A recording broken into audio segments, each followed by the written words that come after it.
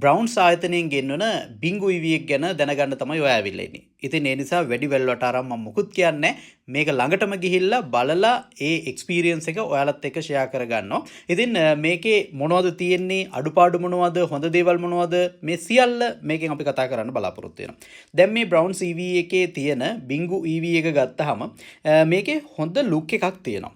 ඇත්තම කතාව මම දැකපු හොඳ ලුක් එකක් තියෙන වාහනයක් EV වලින් පොඩි එකක් පාවිච්චි කරන්න බලාපොරොත්තු වෙන අයට හොඳ ලුක් එකක් ගෙන දෙන වාහනයක් කියලා කියන්න පුළුවන් මුලින්ම. ඊළඟට ඒක ඔයාලට දැන් මේ වටේ බැලුවත් පේනවා ඇති. එතකොට මේකේ කලර්ස් වර්ග තුනක් තියෙනවා. ඒ කලර්ස් තුන ගත්තාම හරි හොඳ නම් ටිකක් දීලා තියෙනවා මිල්ක් ටී කලර් එක කියලා. ඒ වගේම ගැලැක්සි බ්ලූ කියලා එකක් තියෙනවා. ඒ වගේම මවුස් ග්‍රීන් කියලා කලර් එකක් තියෙනවා. එතකොට මේ කලර්ස් තුනෙන් තමයි අපිට මේ වාහනේ මෙලදී ගන්න පුළුවන් වෙන්නේ. ඊළඟට මේ වාහනේ තියෙන ටූ ටෝන් එකක් විදියට. උඩ කොටස කළුයි, අපි මේ කියන අනික් වර්ණ තියෙන්නේ පහළ කොටස. ඒ විදිහට තමයි මේ වාහනේ ගන්න පුළුවන් වෙන්නේ.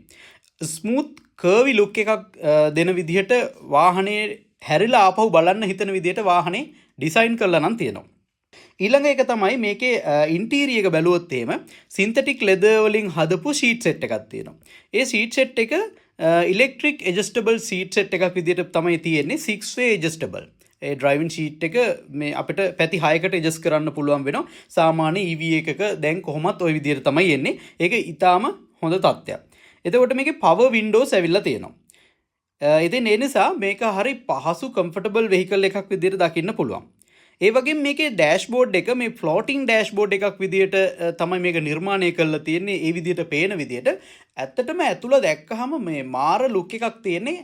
මේ කාන්තාවකට නම් ඇත්තටම හිත ඇදිලා යන විදිහට මේක නිර්මාණය කරලා තියෙනවා. ඉතින් මේක ෆෝකස් කරන්නේ වැඩි වශයෙන්ම මේ සිටි ටුවර්ස් වලට.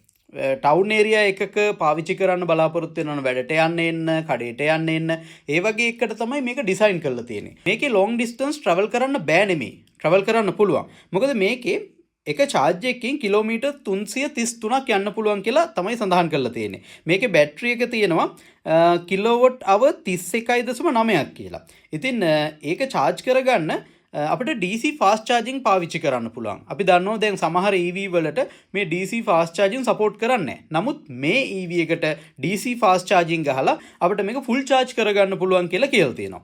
ඉතින් ඒක ලොකු වාසියක්. අපිට අර ගමනක් යනකොට බය නැතුව යන්න පුළුවන් DC ෆාස්ට් චාර්ජින් තියෙනවා කියලා හිතාගෙන. මොකද ඒක ලොකු වාසියක් විදිහට දකින්න පුළුවන්. ඊළඟ කාරණේ තමයි මේකේ සාමාන්‍ය 30 ඉඳන් 80ට මිනිත්තු 35කින් ගන්න පුළුවන් DC ෆාස්ට් චාර්ජින් ගහනවා නම් කියලා තමයි පෙන්නලා තියෙන්නේ. ඒ වගේම අපි AC කරන්ට් එකකින් නෝමල් චාර්ජ් කරනවා නම් 20 ඉඳන් 100ට යන්න පැය 5.5ක වගේ කාලයක් යනවා කියලා තමයි පෙන්නලා තියෙන්නේ. එතකොට ඔන්න ඒ ගැන හොඳ අවබෝධයක් ගන්න මේ DC ෆාස්ට් චාර්ජින් වලින් යනවා නම් කොහොමද වෙන්නේ, AC චාර්ජින් වලින් යනවා නම් කොහොමද වෙන්නේ කියලා. ඒ වගේම මේකට හොඳ බූට් ස්පේස් එකක් දීලා තියෙනවා. මේ බූට් ස්පේස් එක ගත්තාම මේ කොටස් දෙකකට ගලවන්න පුළුවන්. මේ එක කොටසක් අයින් කරාට පස්සේ ඇතුලේ තව කොටසක් තියෙනවා. ඉතින් ඒ නිසා ලොකු බූට් ඒරියා එකක් තියෙනවා. මේ සීට් ටික ෆෝල්ඩ් කරාට පස්සේ ලීටර් 790ක වගේ ලොකු බූට් ස්පේස් එකක් අපිට දීලා තියෙනවා. ඒක ඇත්තටම හොඳ දෙයක් විදිහට දකින්න පුළුවන්. ඉතින් ඒ වගේම මේකේ ABS තියෙනවා. එයා බෑග්ස් දෙකක් තියෙනවා. ඒ වගේම මේ පාකින් කැමරාස් තියෙනවා. ඒ වගේම ටයර් ප්‍රෙෂර් මොනිටරින් සිස්ටම් එක මේකෙත් තියෙනවා. දැන් ගොඩාක් EV වල මේ ටයර් ප්‍රෙෂර් මොනිටරින් තියෙනවා. මේ හුලං අඩු වුණොත් අපිට ඒක ඉන්ඩිකේට් කරනවා. ටයර් ප්‍රෙෂර් එක හරියට තියෙනවද කියලා මොනිටර් කරගන්න පුළුවන්. මොකද මේ EV වල ටෝක් එක වැඩි. ඉක්මනට ලොකු පවර් එකක් ගන්නවා. එතකොට ටයර්ස් කියන ඒවා හරියටම තියෙන්න ඕනේ. එහෙම නැති වුණොත් එහෙම ලොකු ගැටලු වලට මුහුණ පාන්න සිද්ධ වෙනවා. ඉතින් ඒ නිසා තමයි EV ටයර්ස් සාමාන්‍ය ටයර්ස් වලට වඩා වෙනස් වෙන්නේ. ඉතින් සාමාන්‍යයෙන් EV එකකට ඉන්වෙස්ට් කරද්දී අපි දැනගන්න ඕන දෙයක් තමයි මේ සාමාන්‍ය ටයර් සෙට් එක මිලට වඩා EV එක ටයර් සෙට් එකේ මිල වැඩි. ඉතින් ඒ ගැන හිතලා තමයි මේක ගන්න ඕනේ. අපිට එන්ජින් ඔයිල් එකක් නැහැ කියලා අපි හිතුවට මෝටර් ඔයිල් එකක් සාමාන්‍ය EV වල තියෙනවා. ඒක කිලෝමීටර් 60000කට සැරයක් වගේ මාරු කරන්න වෙනවා.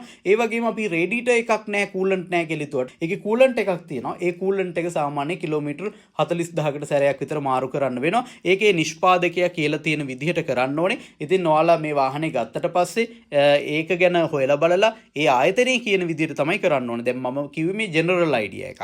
ඒක හැම වාහනයකටම ඇප්ලයි කරන්න කියලා නෙමෙයි. බොහෝ විට මේ தත්ත්වය තියෙනවා.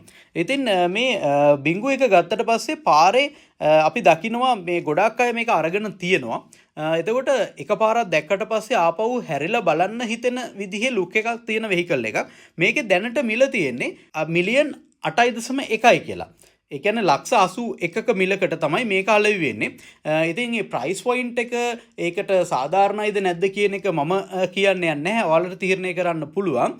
ඉතින් මම දැකපු හැටියට මේ වෙහිකල් එක සාමාන්‍ය ඇල්ට් එකක් පාවිච්චි කරනවට වඩා පහසුවෙන් පාවිච්චි කරන්න පුළුවන්. ෆැමිලි එකට හොඳ ලුක් එකක් තියෙනවා වගේම සිකියුරිටි එකකුත් ලැබෙනවා. අර පහසු මේ මොන හරි ගරාජ් ගාන යන්න ඕන වෙන එක ඒ සියල්ල නැතුව අවුරුදු ගානක් වොරන්ටි එකක් එක පාවිච්චි කරන්න පුළුවන් වෙලා තියෙනවා.